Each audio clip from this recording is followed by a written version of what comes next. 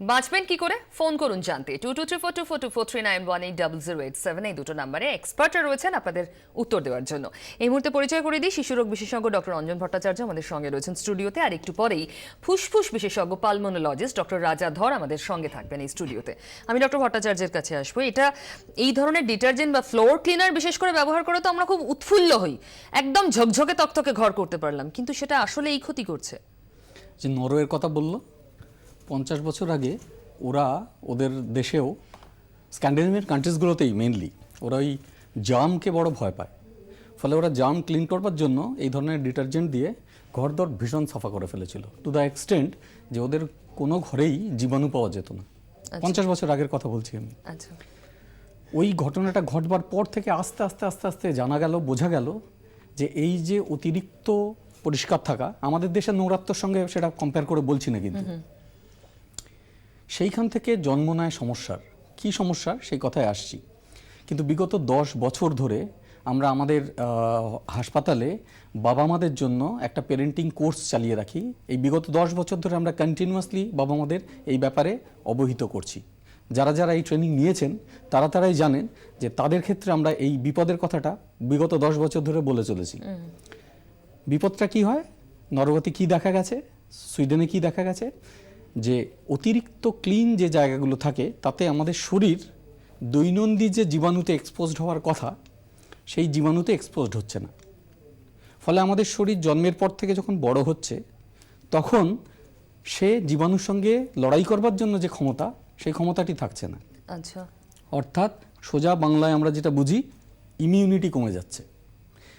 এই জিনিসটাকে বলা হয় হাইজিন হাইপোথেসিস। না তাহলে কি ফুটপাতে যে বাচ্চাগুলো থাকে ওদের দারুণ ইমিউনিটি পাওয়ার? নয়, সেটার অন্য কারণে। সেটা ওরা হচ্ছে ওভারবার্ডেন্ড। এককালে ছিল, কিন্তু একটা সময় যখন ধরুন 70-এর দশকে কি তার আগে 60-এর দশকে ফুটপাতের শিশুদের কিন্তু এই ফুসফুসজনিত বা এই ধরনের পয়সাওয়ালা লোকেদের যে রোগ, সেই রোগগুলো কিন্তু কম হতো।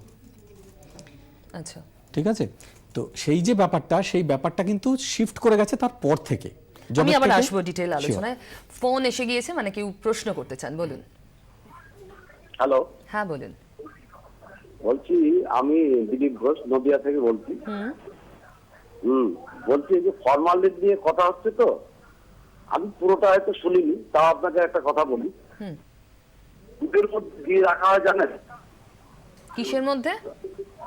দুধের মধ্যে। দুধ? হ্যাঁ, দুধের মধ্যে রাত্রিবেলা দিয়ে রাখে যাতে দুধটা নষ্ট না হয়। পরের দিন সেই দুধের ছানা কেটে বিক্রি হয় বাজারে। বুঝতে পেরেছি। আপনি শুনতে থাকুন, ধন্যবাদ এই পয়েন্ট তোলার জন্য। আর কে আছেন? শুভ সন্ধ্যা দিদি ভাই, আমি শিকড় থেকে মানবেন্দ্র মুখোপাধ্যায় বলছি। বললাম যে বাচ্চাদের ক্ষেত্রে যত তাড়াতাড়ি রোগটা মানে সংক্রমিত হয়, কিন্তু আমাদের বড়দের ক্ষেত্রেও কি একই উপক্রম হতে পারে, এটাই আমার জিজ্ঞাসা। শুনতে থাকুন ডক্টর ভট্টাচার্য। বড়দেরটা ডক্টর ধর যদি আসেন তখন বলবেন, অথবা আমি পরে উত্তর দেবো।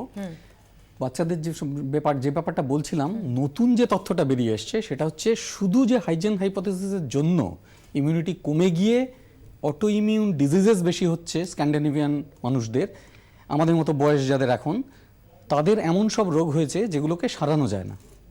অটো ইমিউন ডিজিজেস কয়েকটা সামান্য উদাহরণ দিলে বোঝা যাবে। একটা যেমন আপনারা বলছেন ফুসফুসের সমস্যা, দ্বিতীয়টা যেটা হচ্ছে আর্থ্রাইটিস জনিত রোগ।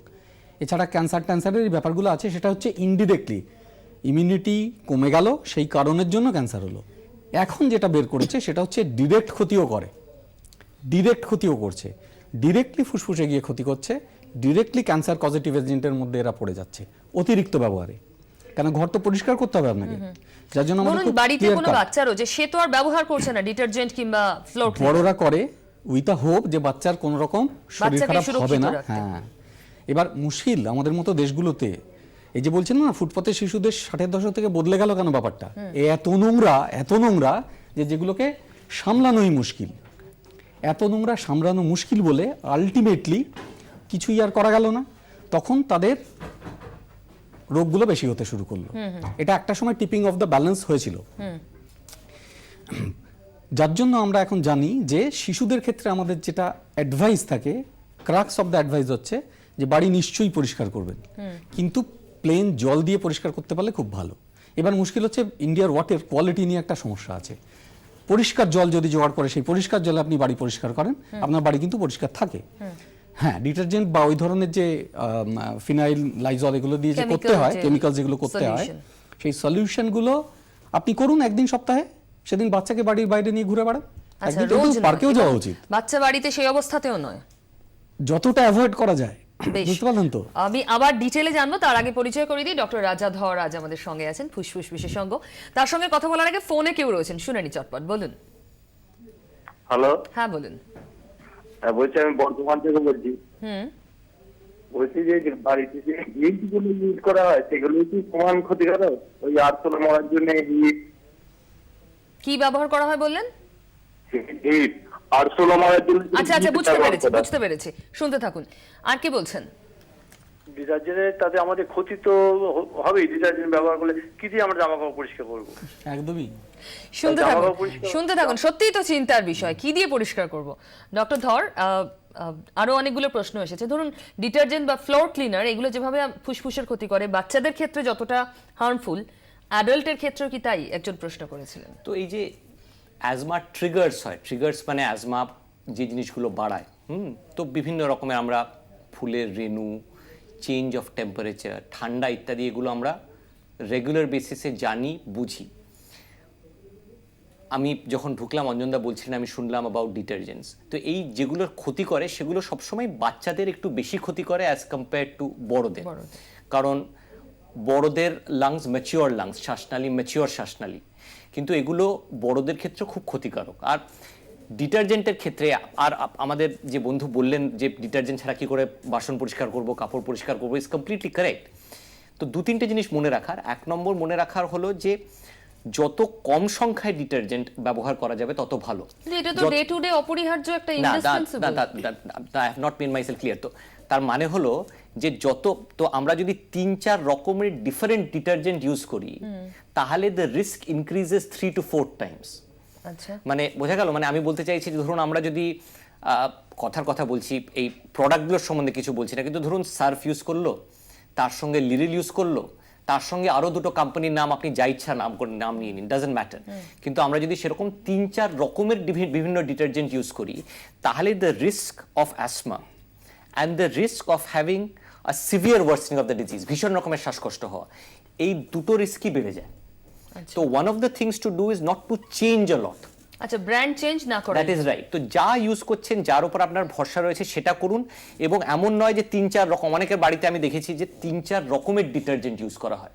হ্যাঁ, তো try and avoid that as far as possible.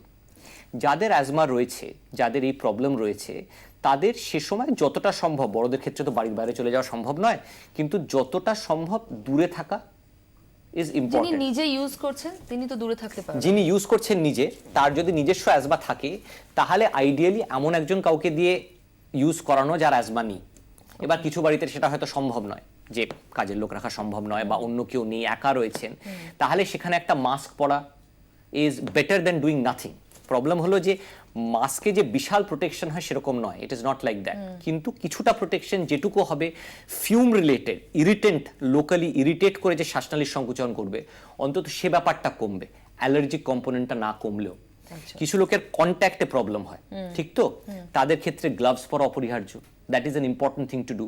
আপনারা জানেন যে অ্যাজমার সঙ্গে অনেক সময় ডার্মাটাইটিস, হ্যাঁ, তো allergic dermatitis is closely related. তো অনেক সময় দ্য সেম ট্রিগার, হাতে যে সাবান লাগানো হচ্ছে বা ডিটারজেন্ট ব্যবহার করা হচ্ছে, সেটা কন্ট্যাক্ট ডার্মাটাইটিসও করে, আর তার সঙ্গে শ্বাসনালীর সংকুচনও করে, অ্যাজমা খারাপ করে। So their gloves are very very important. আচ্ছা, গ্লাভস এবং মাস্ক এই দুটো কিন্তু বাড়িতে মজুত রাখবেন সুস্থ থাকার জন্য। ফোনে কে রয়েছেন? নমস্কার, গোপাল বলছি কন্টাই থেকে। বলুন। আমি বলছি এই যে বাচ্চাদের যে প্রবলেমটা হচ্ছে, তো এটা খাওয়ার বাসন থেকে আরম্ভ করে জামা কাপড় সবকিছুই, তো এর প্রবলেম মানে সমস্যার সমাধানটা কি হতে পারে? ঠিক, শুনতে থাকুন আপনি, সেটাই তো উত্তর দিচ্ছেন আমাদের এক্সপার্টরা। আর কে আছেন? হ্যালো হ্যালো, না, যোগাযোগ বিচ্ছিন্ন হয়ে গিয়েছে। ডক্টর ভট্টাচার্য, এই সত্যিই তো মানুষ এবার পাজল হয়ে যাবেন, যেগুলো মানে এতদিন রাজা ধরে যেটা ভরসার বলছিলেন জায়গা। যে আমরা করবোটা কি তাহলে, তো একটা যেমন হচ্ছে যে আমরা মিনিমাইজ করে ডিটারজেন্ট কম ব্যবহার করব, সেম ব্র্যান্ড ব্যবহার সাদা করব। জলে অনেকটাই কাঁচা যায়, জানেন তো, অভ্যেসটা খারাপ হয়ে গিয়ে গন্ডগোলটি হয়েছে। তো তাহলে আমরা একটু চেষ্টা করে দেখি যে দৈনন্দিন যে কাপড়গুলো সেগুলো রোজই যে ডিটারজেন্টে কাচতে হবে, নট নেসেসারিলি হাতে কেচে নেওয়া যায়, জলটা না পরিষ্কার কিন্তু হতে হবে। ধরুন শীতকালের কথাই বলছি, অনেকে ক্রিম এবং তেল ব্যবহার করেন, Gloves। তেল চিটে জামা কাপড় হয়ে যায়, সেগুলো জলে তো না, তারা সেগুলো কাচতে দিতে হবে, পারবে না। তখন দিতে হবে যেগুলো তো তেল চিটে হয়ে যাচ্ছে নিশ্চয়ই সেগুলো দেবেন। সেগুলো কবে লাগবে? আপনার এক সপ্তাহের একদিন লাগছে, আবার সেই একই ব্যাপার চলে এলো। মানে একটু নোংরা পড়া ভালো, এতটা নোংরা নয়, আমি সেটা বলছি না। আপনার তো মেনলি করছেন কেন গন্ধ ছাড়িয়ে দিতে, তেল চিটে হয়ে যাচ্ছে ন্যাচারালি, তখন আপনার ডিটারজেন্ট লাগবে। আপনি রোজ যদি করেন সেটা আননেসেসারি, এক্সেসিভ, আচ্ছা কেমন? তো সেইটা হচ্ছে ব্যাপার। প্লাস একটা ভালো ডিটারজেন্ট ব্র্যান্ড দেখে দিন। আচ্ছা, আরো একটা বিষয়, Quality অনেকে দৈনন্দিন পরার জামা কাপড় দীর্ঘ সময় ডুবিয়ে রাখেন ডিটারজেন্টের মধ্যে, ইজ দ্যাট হার্মফুল? সেটাতে আলাদা করে কাচার আগে। হার্ম ঠিক আসবে বলে আমার মনে হয় না। এর সম্বন্ধে আমি বিজ্ঞানসম্মত তথ্য বলতে পারবো না, রাজা যদি কিছু অ্যাড করতে পারে। না মানে আমার মনে হয় যে মানে একটা কথা বলি, মানে I'll come back to your question, কিন্তু আমরা কিন্তু আমার বা অঞ্জনদার এই মেসেজ নয় যে ডিটারজেন্ট ব্যবহার করা বন্ধ করে দিন। Right. All we are trying to say is যে যতটা কার্টেল করা সম্ভব in families where there is known to be a problem, ঠিক তো?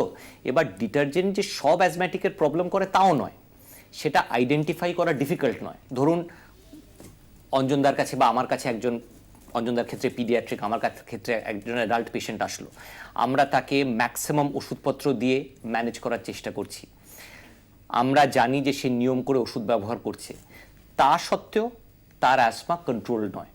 তখন আমরা ভাবতে শুরু করি যে আর কি থাকতে পারে যেটাকে কারেক্ট করলে, যেটাকে কন্ট্রোলে আনলে বা যেটাকে চেঞ্জ করলে আমরা এই অসুবিধা ওভারকাম করতে পারবো। তখন এই জিনিসগুলোর প্রশ্ন আসে। হ্যাঁ, তো আরেকটা আমরা বোধহয় একটা কোয়েশ্চেন মিস করে গেছি, হিটের কথা। তো ভেরি ইম্পর্টেন্ট ট্রিগার। তো এই মশা মারার জন্য, ককরোচ মারার জন্য, আরশোলা মারার জন্য, চকের মতো লক্ষণ রেখা, হ্যাঁ, তো all this things I think are triggers. এমন একদমই নয় যে এটা কোনো বাড়িতে কখনো ব্যবহার করা যাবে না।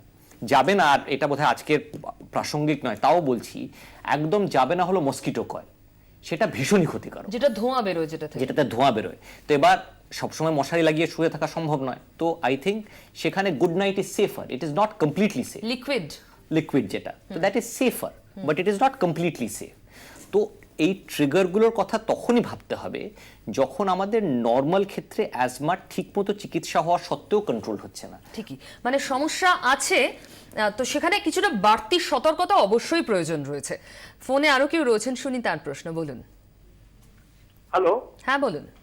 হ্যাঁ ম্যাডাম, বলছিলাম যে আমরা কি বিকল্প হিসাবে আয়ুর্বেদিক কোনো ফর্মুলা তৈরি করতে পারি, ইউজ করতে পারি? আপনি চেষ্টা করে দেখুন, সবাই পাশে আছে। ধন্যবাদ ফোন করার জন্য। আর কে আছেন? আমি অনিমা চক্রবর্তী বলছি, খড়গপুর থেকে।